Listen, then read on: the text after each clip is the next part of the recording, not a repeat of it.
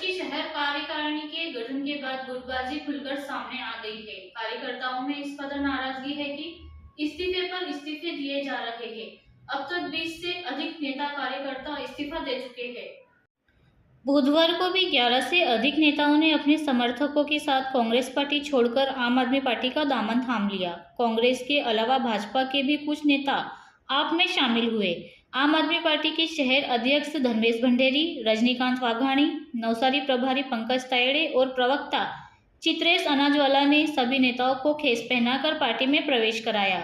इस मौके पर धर्मेश भंडेरी ने कहा कि कांग्रेस युवा मोर्चा के प्रदेश कार्यकारिणी सदस्य और सूरत शहर मंत्री भरत प्रजापति आप में शामिल हो गए हैं।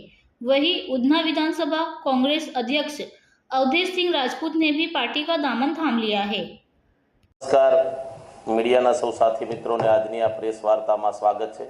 आज सूरत शहर में शहर प्रमुख श्री धर्मेश भाई भंडेरी की आगेवानी में भाजप और कांग्रेस विविध होद्दाना आगेवानो आजरोज विधिवत रीते आम आदमी पार्टी में शामिल थवा जई रह्या छे। हूँ आगळनी वात करवा माटे धर्मेशभाई ने विनंती करीश कि धर्मेशभाई तमाम साथीओना परिचय साथे एमने पार्टी में प्रवेशनी प्रक्रिया आगळ वधारे।